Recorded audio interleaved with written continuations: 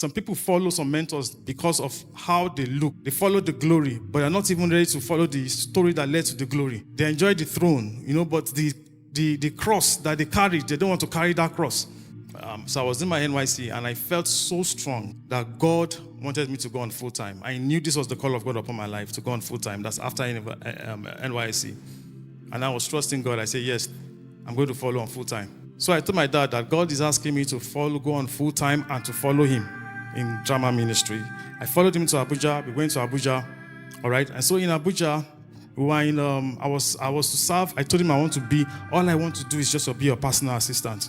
So the first thing that tripped me most in the mission walk to Abuja was that I was going to be on plane.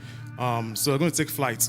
And that's the first time in my life that I'll be taking flight. So it was a big deal. I was like, so if this is what ministry is, I think I'm in the right place.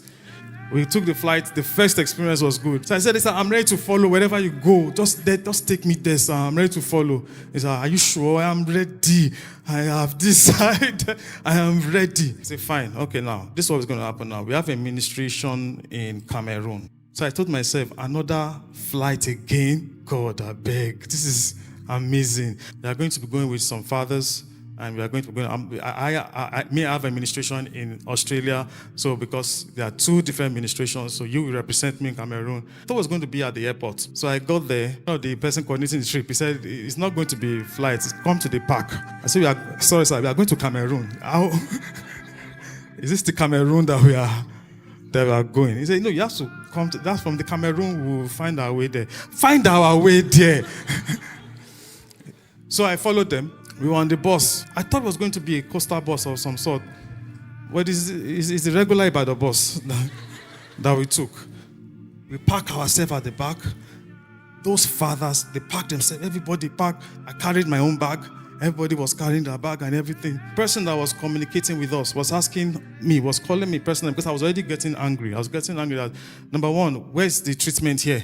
I don't understand the ministry again because where's the treatment?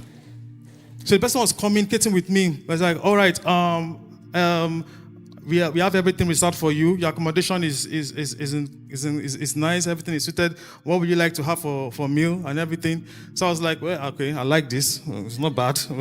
So I said, whatever you give us, just give us what you guys have. Will be good. That was the biggest mistake.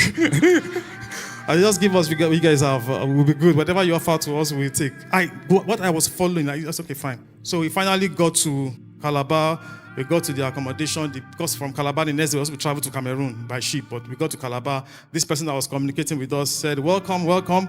Yeah, so I'm going to be taking you to your accommodation now. So we drove from that point. We got to the place. I saw an hotel. All right, as I was about entering, it was spontaneous. I didn't even think. I wasn't thinking it. I just turned to enter the hotel. The guy called me and said, come back, brother me, come back. That's not the accommodation. He now pointed to a forest somewhere. He said, this is the accommodation. And I asked myself, so I followed. And I was just going. And we kept walking for like 1 kilometer. We got to the place. It was actually a hut. It was a hut.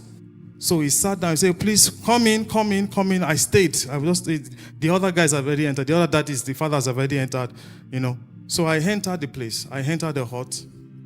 And said, it was just one bed. It was just TV. It was just there. And he said, feel at home. Feel at home. Number one, that got to me because number one, this is not a home.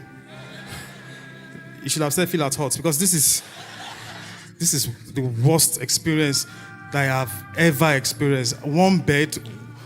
So it was like, what is this? Before I know it, he brought the food. Yeah, this is the food that you requested for. I said it was eba, vegetable. Washing hand. So all of us are supposed to wash our hand on and eat together. I said, no, God forbid. God forbid. I said, I'm okay. I better to. So I asked myself, I said, where is the other bed? Where are we going to sleep? How are we going to sleep? The fathers that are used to the work already, they looked at me and said, Dami, don't worry. We'll be fine. Say, I know this is very strange. Don't worry, Dami, you'll be fine, okay? Just what we do is that we use the bed as pillow and the ground as the bed. It is very easy to enter ministry or follow a path when you see the glory. But the journey, the story, the things that some of these fathers have to endure, sometimes you don't see them. Because now God has blessed them based on the sacrifices that they've gone through. and now they're enjoying the sacrifice, and we say, no, this is the ministry God has called for me. Can you walk the sacrifice? You love the glory, but can you pay the price? God of the mountain is still the God of the valley. There are missionaries going through this on a steady. So if God places you on the limelight, don't forget the seasons of the valley. It's very easy to forget where God is bringing you from.